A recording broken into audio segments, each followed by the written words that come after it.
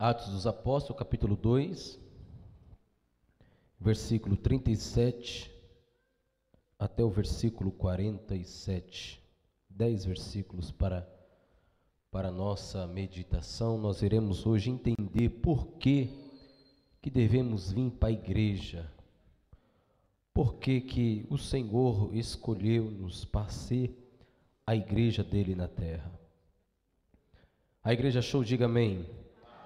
Atos capítulo 2, versículo 37 diz assim: ouvindo ele isto, compungiram-se em seu coração e perguntaram a Pedro e aos demais apóstolos: que faremos, varões irmãos? E disse-lhes Pedro: arrependei-vos a cada um de vós e seja batizado em nome de Jesus Cristo para perdão dos pecados e recebereis o dom do Espírito Santo. Porque a promessa vos diz respeito a vós, aos vossos filhos e a todos que estão longe, a tanto quanto Deus nosso Senhor chamar. E com muitas outras palavras isso testificava e exortava, dizendo: salvai-vos dessa geração perversa. De sorte que foram batizados que de bom grado receberam a sua palavra, e naquele dia agregaram-se quase 3.000 almas.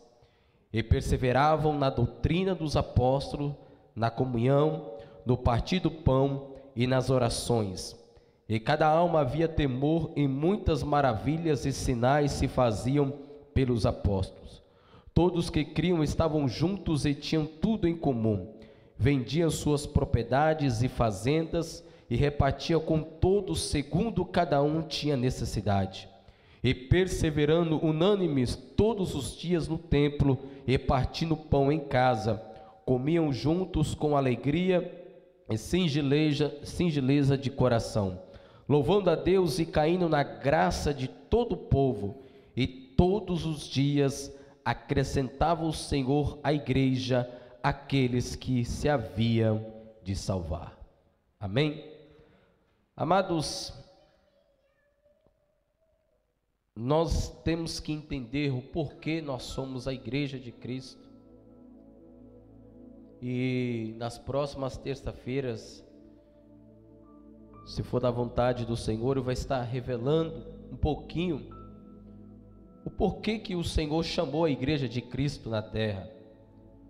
Vamos estar falando um pouco sobre a eclesiologia, que é a matéria que estuda a doutrina concernente à igreja. E nós vamos estar falando um pouco o porquê que nós somos a igreja de Cristo. Para que o Senhor nos chamou? O que nós realmente estamos fazendo aqui na terra? Qual é o objetivo da igreja de Cristo na terra? Porque na cabeça de muitas pessoas, muitos pensam que igreja é como se fosse um templo.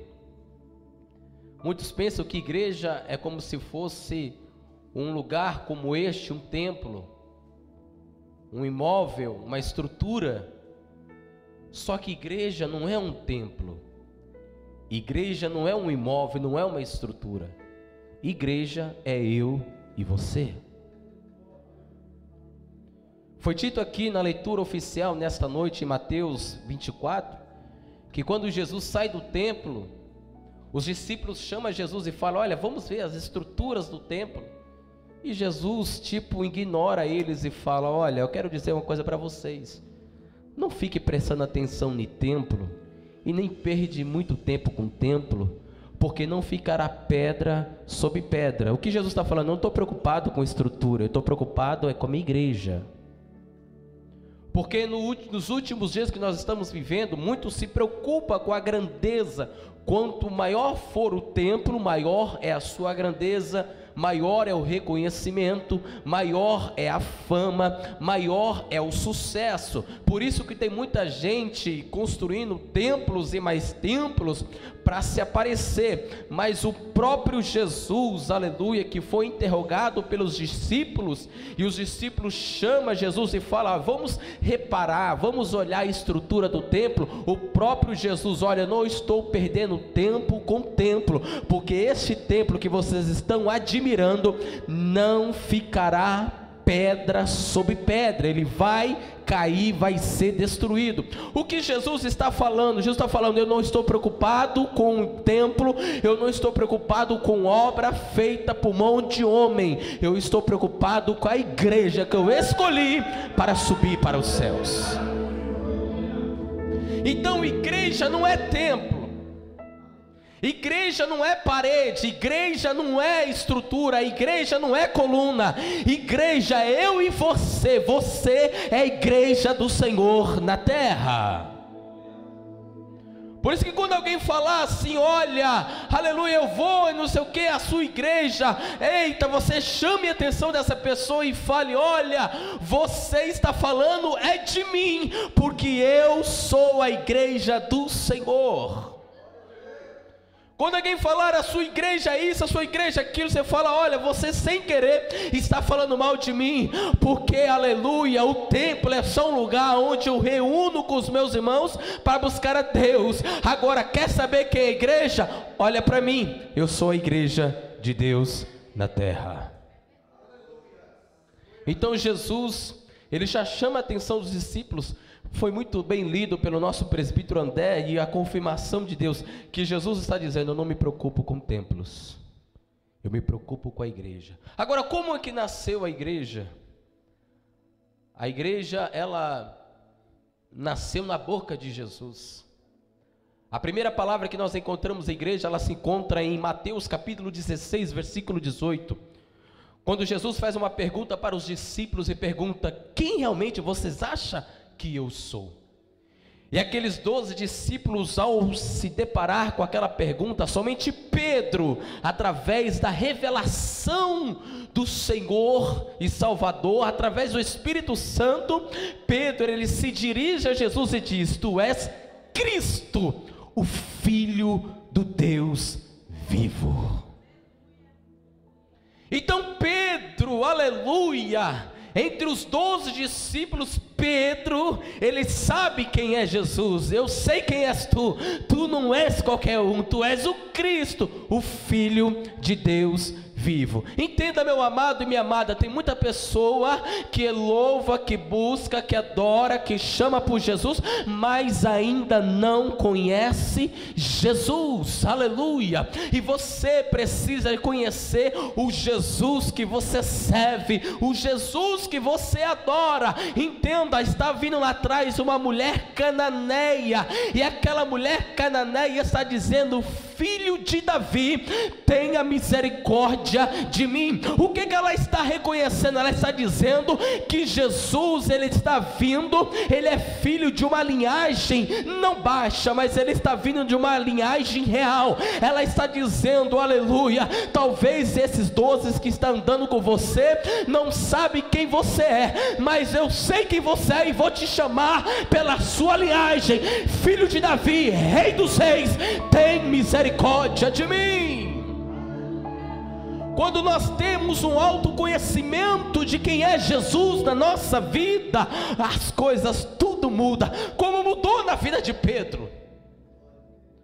Porque Pedro, ele disse: tu és Cristo, o Filho do Deus vivo.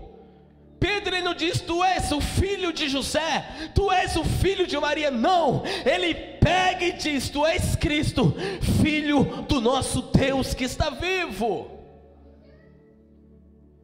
Ele sabe quem é Jesus, e por ele conhecer e saber que realmente Jesus era Cristo, aí Jesus muda a história de Pedro. Sabe por que tem muitas pessoas que não estão com a vida mudada? Porque ainda não conheceram Jesus.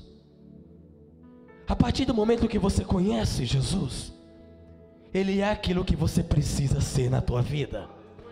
Não, eu vou falar melhor para que você possa entender. A partir do momento que você tem um autoconhecimento e conhece quem é verdadeiramente Jesus, ele é aquilo que você precisa que ele seja na tua vida.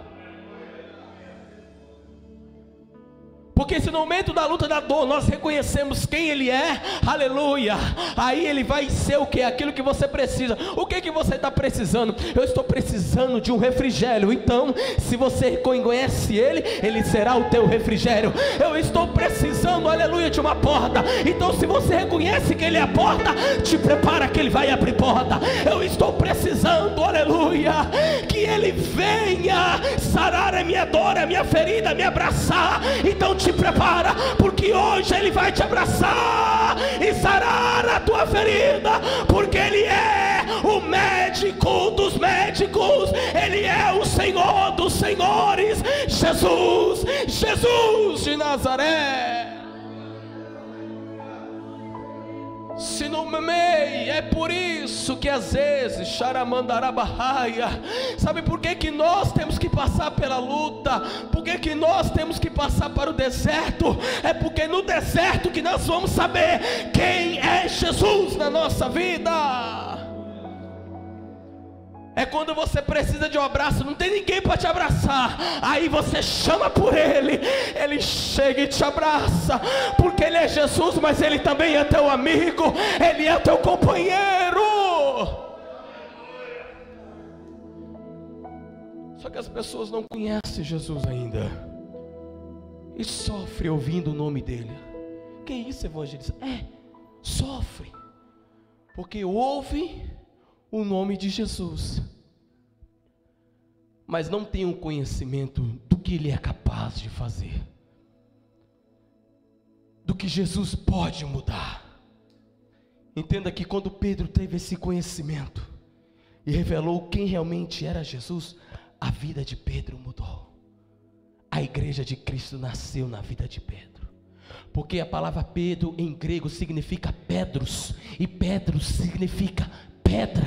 Foi por isso que Jesus disse: só por causa disso, Pedro, eu vou edificar a minha igreja sobre esta pedra, e a porta do inferno não prevalecerão contra a minha igreja.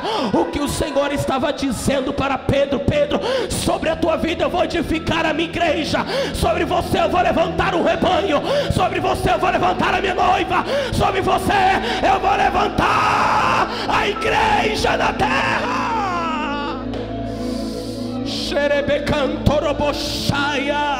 Quando você conhece Jesus, Ele tem algo novo para revelar na tua vida.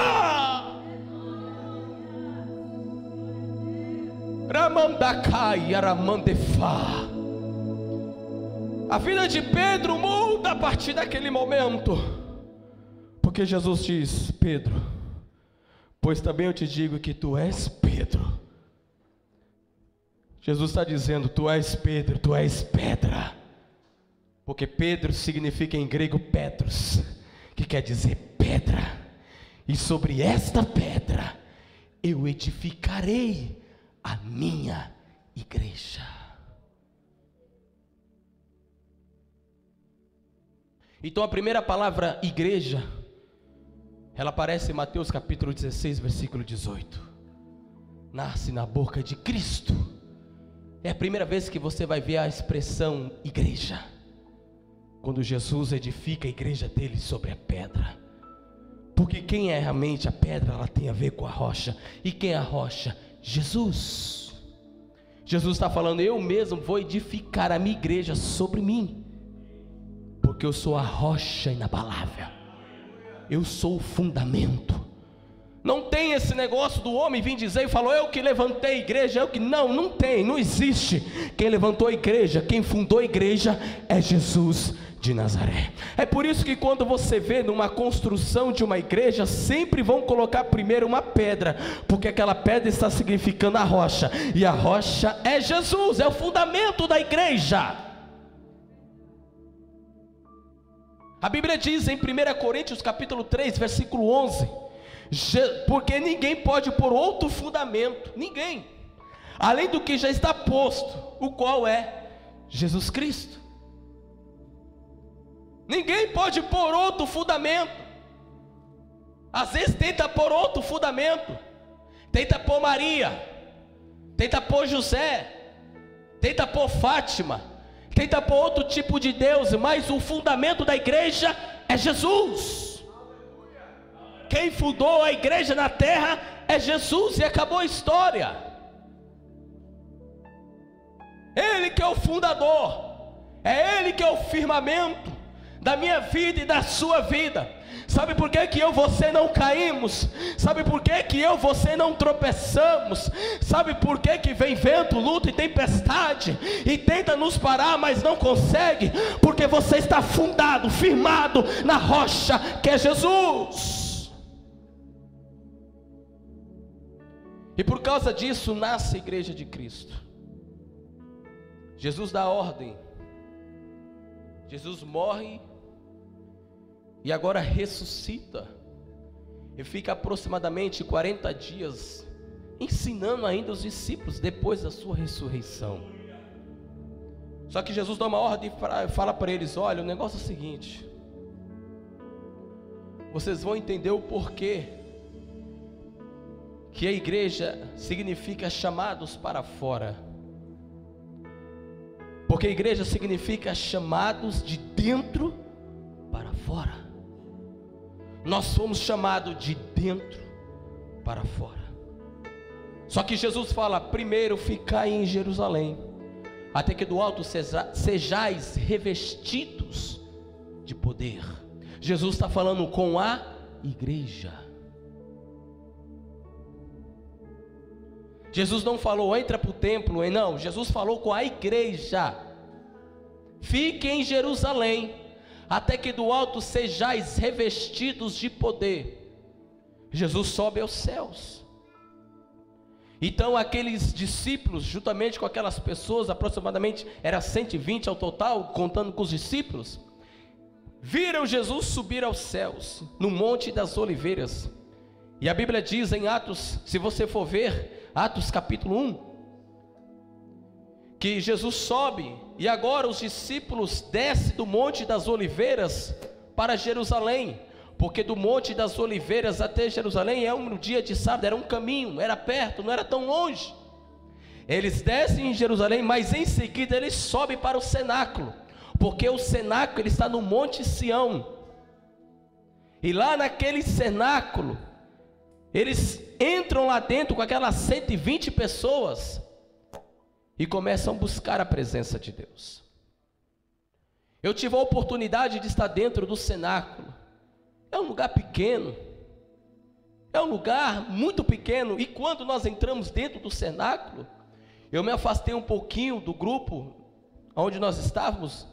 A guia começou a explicar, e eu subi em uma das escadas que tem no cenáculo ali dentro, e eu fui tentar imaginar 120 pessoas cabendo dentro do cenáculo. É pequeno.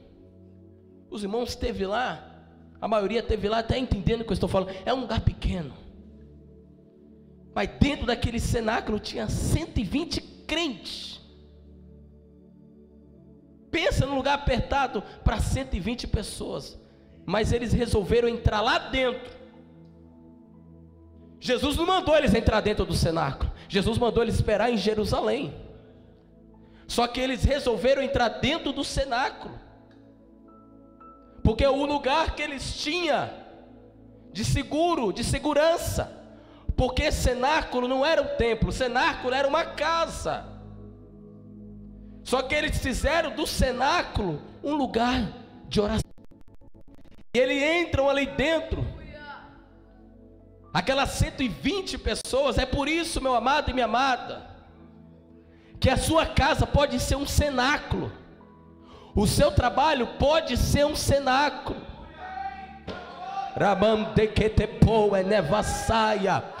O que eu quero te dizer, aleluia, oh glória a Deus, meu amado, não se preocupe enquanto às vezes não tem culto na igreja, mas a sua casa pode ser um lugar de você buscar a presença de Deus, pode ser um cenáculo. Então agora os discípulos, aquelas 120 pessoas, entram lá dentro, e ali dentro eles começam a orar. E ali dentro agora eles vão resolver uma situação, porque Judas desviou, traiu Jesus, foi embora, se suicidou, mas precisava de um para substituir Judas. Então eles oram e a sorte cai sobre a vida de Matias, para ser o sucessor, o substituto de Judas, para completar os 12 discípulos. Porque não podia ter avivamento se antes não houver tudo preenchido. Deus não podia derramar o Espírito Santo dele sem antes os discípulos estar completos.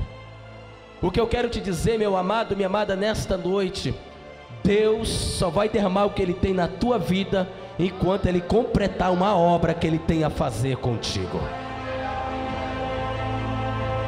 Então a primeira situação a ser resolvida da igreja é: olha, um se suicidou, se desviou, foi embora, mas precisamos de completar os 12 discípulos. O que vamos fazer? Vamos procurar o mais bonito? Vamos pegar quem prega bem? Vamos pegar o que tem mais estilo, mais postura? Não, vamos para o joelho, vamos orar, porque era assim que a igreja do Senhor resolvia as causas. O que eu quero te dizer, meu amado, minha amada, a igreja de Cristo, ela não nasceu escolhendo quem é bonito, quem não é, quem é pequeno, quem é grande, quem pode, quem não pode. A igreja de Cristo, ela nasceu na base da oração, do jejum, fazendo a vontade de Deus. Então não existe esse negócio, se eu estou nesse altar, se você subiu nesse altar, porque foi através de uma oração que você foi escolhido por Deus para ser um canal de bênção neste lugar. Então não pense que você é bonito só porque você prega bem ou porque canta bem, não, alguém orou para que você estivesse aqui. Então agora os discípulos estão completos, os 120 crentes estão completos. Aí agora eles começam a buscar a presença do Senhor. Você está entendendo o que é? Primeiro, o porquê que nós temos que vir para a igreja? Primeira coisa para vir para a igreja, para orar. Vir para a igreja não é um lugar para ficar conversando ladainha e ficar olhando quem está chegando e quem está saindo. Igreja, o templo, Deus preparou este templo para você vir dobrar o teu joelho e falar com Ele. Segunda coisa é para você apresentar o teu problema. Se está faltando uma coisa na tua vida, assim como faltou na vida dos discípulos, apresenta para Deus, que Deus vai completar o que está faltando. E agora a terceira coisa é buscar a presença do Espírito Santo de Deus. Tem pessoas que vêm para a igreja, não sabem o que fazer dentro da igreja, fica olhando para A, fica olhando para B, fica olhando para a parede. Ei, igreja não é um museu, igreja não é um jardim zoológico, igreja não é um cemitério, igreja não é um lugar aonde você fica olhando para ver quem está mais bonito, não. Igreja é para orar, igreja é para ter comunhão, igreja é para buscar o Espírito Santo de Deus.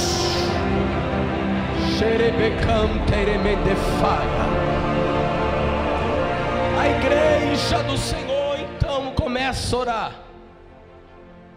120 crentes dentro de um cenáculo pequeno, apertado, estão buscando o Espírito Santo de Deus.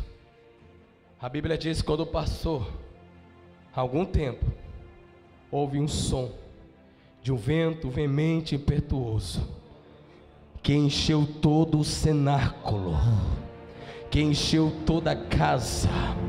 O que eu quero te dizer, aleluia, se você transformar também a tua casa num cenáculo, ela vai ser cheia também do Espírito Santo de Deus. Mas evangelista, meu marido está dormindo, meu filho está dormindo, vai ter que acordar, porque não vai aguentar da presença de Deus que vai cair naquele lugar. Então imagine comigo, no dia que aconteceu O derramado do Espírito Santo de Deus era numa época da festa do Pentecoste, que quer dizer festa da colheita. Esta festa, ela vinha depois da festa da Páscoa. E a festa do Pentecoste, até os dias de hoje, reúne milhares e milhões de pessoas. Naquela época e até os dias de hoje, vem pessoas de todas as várias nações. E aquela festa de Pentecoste, conhecida como a festa da colheita, acontece um grande avivamento na igreja. Todos foram batizados com o Espírito Santo de Deus, e começaram a falar em línguas repartidas como de fogo.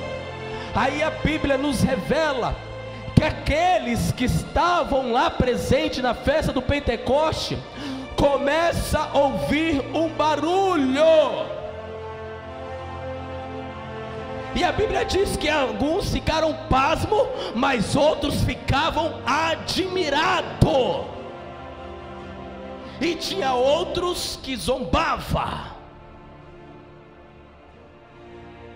Ei, 120 dentro da igreja, mas tinha uma multidão lá fora ouvindo o que estava acontecendo. Aí a Bíblia diz que quando aqueles que zombavam, Pedro, cheio do Espírito Santo de Deus, pediu atenção de todo Jerusalém que habitava naquele lugar e de todos que estavam presentes. O que eu acredito? A Bíblia não revela, mas isso é uma crença minha.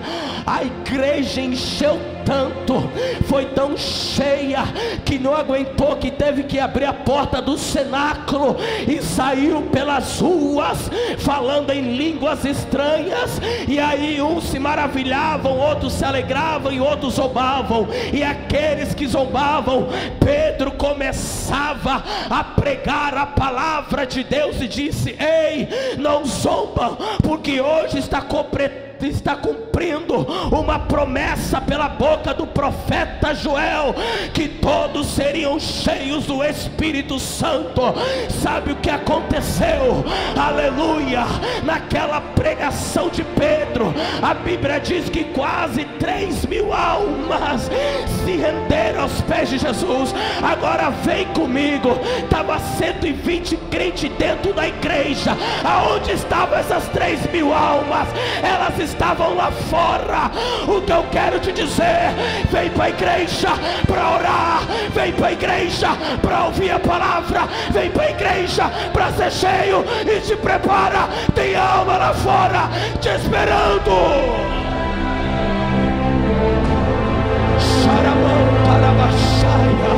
Não adianta querer pregar lá fora vazio, não adianta ir lá para fora de qualquer jeito. É por isso que é necessário entrarmos na casa do Senhor, enchermos da presença dEle e sair lá para fora, ganhar almas para o teu reino.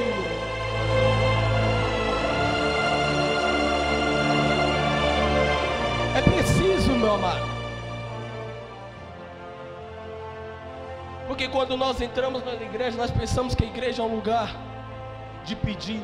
E igreja não é lugar de pedir, é lugar de você se encher da presença de Deus.